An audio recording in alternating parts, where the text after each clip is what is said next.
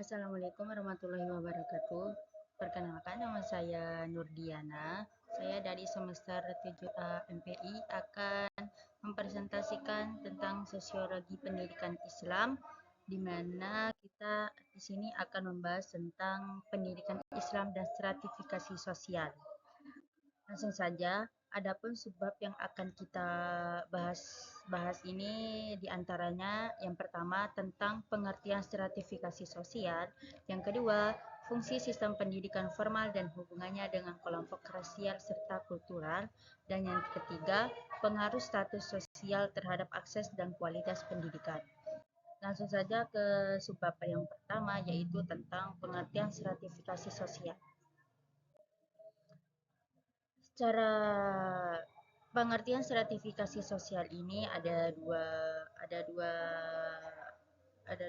ada dua cakupan. Yang pertama pengertiannya secara general atau umum, dan yang kedua pengertian dalam perspektif Islam.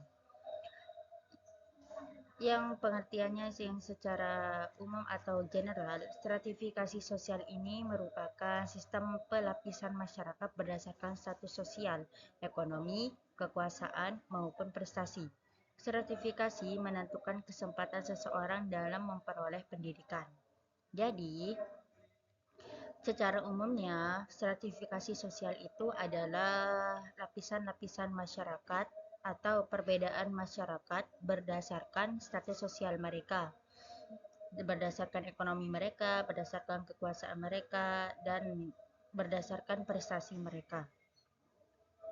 Ini adalah dari stratifikasi sosial itu, ini yang membuat masyarakat atau menentukan masyarakat itu bisa memperoleh pendidikan yang berkualitas atau tidak. Itu adalah dari segi tingkat stratifikasi mereka. Lalu dalam perspektif Islam, stratifikasi ini adalah semua manusia setara di hadapan Allah Subhanahu wa taala. Namun perbedaannya terjadi karena amal, ilmu, dan takwanya. Berbeda dengan secara generalnya tadi, kalau dalam perspektif Islamnya, semua manusia itu sama di hadapan Allah. Tapi yang membedakan mereka bukan tentang status sosial mereka, ekonomi mereka, maupun prestasi mereka. Tetapi yang membedakan mereka adalah tentang amal mereka, ilmu mereka, dan ketakwaan mereka kepada Allah. Itu dalam perspektif Islamnya.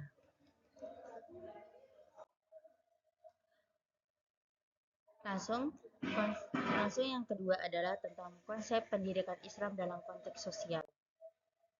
Pendidikan Islam tidak hanya berorientasi pada aspek kognitif saja, tetapi juga pembentukan akhlak dan moral sosial. Jadi yang terpenting dalam pendidikan Islam itu tidak hanya mengutamakan kepintaran dari peserta didiknya, tetapi lebih menekankan pada pembentukan akhlak dan moral sosial pada peserta didik itu.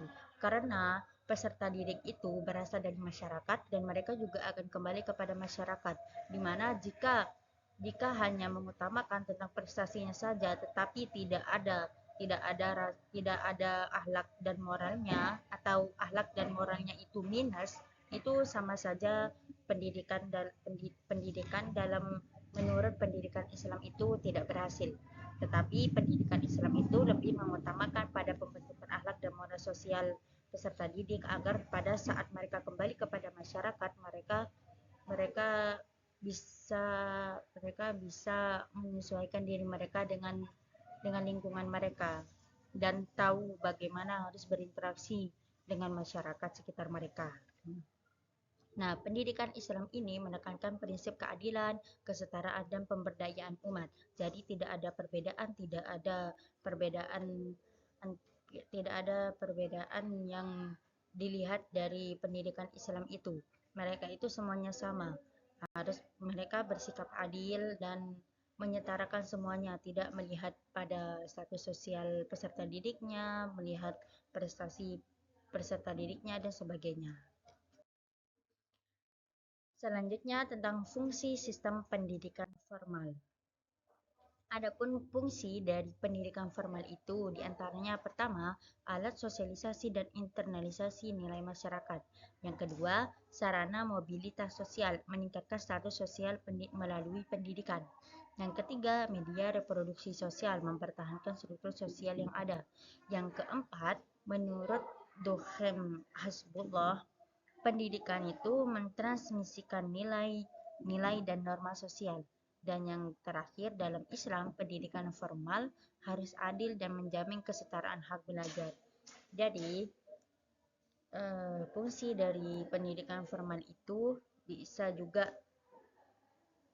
namanya pendidikan itu adalah status sosial yang dinilai melalui pendidikan oleh masyarakat. Jadi kalau ada masyarakat yang berpendidikan, berarti itu status sosialnya sudah bagus. Tetapi jika jika jika ada masyarakat yang tidak bersekolah, maka mereka dinilai tidak memiliki status sosial. Jadi ini sebagai formalitas saja yang pendidikan formal ini.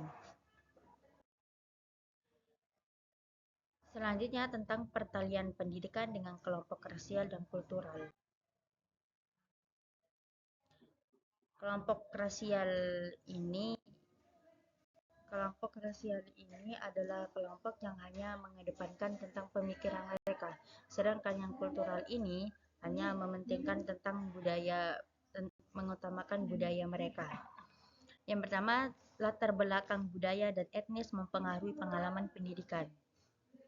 Yang kedua, pendidikan Islam idealnya bersifat inklusif dan menghargai keberagaman. Yang ketiga, dalam masyarakat multikultural, pendidikan Islam menjadi alat integrasi sosial dengan menghargai perbedaan rasial dan kultural. Yang keempat, tantangan masih adanya bias budaya dan diskriminasi di sekolah. Itu adalah pandangan masyarakat rasial dan kultural. Ada yang lebih mengedepankan budaya mereka dan ada juga yang tidak tidak mengedepankan budaya mereka, hanya mementingkan bagaimana pengalaman pendidikan dari masyarakatnya. Selanjutnya tentang pengaruh status sosial terhadap akses pendidikan. Yang pertama itu ada pengaruhnya terhadap status sosial ekonomi menentukan akses ke pendidikan berkualitas. Lalu ada status sosial menentukan modal budaya seseorang. Yang ketiga, sekolah elit biasa memiliki fasilitas dan tenaga pendidik lebih baik. Yang keempat, dalam Islam ketimpangan ini bertentangan dengan prinsip al-adl atau keadilan dan musawah atau kesetaraan. Akibatnya, stratifikasi sosial ini memperlebar kesenjangan pendidikan. Nah, ini adalah pengaruh dari stratifikasi sosial itu, di mana masyarakat pada umumnya pahamnya itu pendidikan itu menentukan status sosial mereka. Jika mereka bisa bersekolah di sekolah yang elit atau yang bagus, maka status sosial mereka sudah dipandang tinggi. Tetapi jika ada masyarakat yang bersekolah di sekolah yang biasa saja, itu akan dipandang bahwa status sosial mereka rendah. Itu adalah dampak dari stratifikasi sosial itu. Jadi stratifikasi sosial itu bisa memperlebar kesenjangan yang ada di dalam pendidikan. Contoh kesenjangannya anak yang berprestasi dengan anak yang berprestasi, anak yang tidak berprestasi dengan anak yang tidak berprestasi, ataupun anak miskin dengan anak miskin dan anak kaya dengan anak kaya. Itu adalah salah satu contoh kesenjangan di dalam pendidikan. Lalu ada peran lembaga pendidikan Islam dalam mengatasi kesenjangan sosial. Jika tadi ada pengaruhnya, maka di sini pendidikan Islam itu ada untuk mengatasi kesenjangan sosial itu, di mana Karena pendidikan Islam itu bertujuan membentuk manusia beriman dan berakhlak, bukan yang berprestasi maupun yang memiliki status sosial yang tinggi. Yang kedua, program beasiswa madrasah di daerah tertinggal dan peningkatan kualitas guru penting dilakukan. Adapun salah satu caranya yaitu dengan mengadakan program beasiswa bagi siswa atau sekolah yang ada di daerah tertinggal atau terpencil. Dan ada juga peningkatan kualitas guru dengan meningkatkan kemampuan gurunya dengan mengadakan workshop, terus pelatihan dan sebagainya. Itu adalah salah satu cara dan pendidikan Islam itu untuk mengatasi kesenjangan sosial. Yang ketiga, mendorong keadilan sosial melalui pemerataan akses pendidikan. Jadi, pendidikan Islam itu tidak hanya untuk pendidikan saja, tetapi mereka juga bertujuan untuk memeratakan akses pendidikan agar masyarakat yang tertinggal maupun yang tidak tertinggal itu bisa merasakan pendidikan yang sama dengan anak yang pada umumnya melalui program tahfiz, beasiswa, dan pengabdian masyarakat. Nah, itu juga dilakukan oleh lembaga pendidikan Islam untuk menekan kesenjangan sosial. Analisis pendidikan Islam dalam stratifikasi sosial modern. Pendidikan Islam berfungsi sebagai agen perubahan sosial. Mereka ini sebagai agen perubahan sosial yang maksudnya mereka mengadakan pendidikan itu tidak seperti pendidikan formal pada umumnya, tetapi memiliki visi dan misi tersendiri.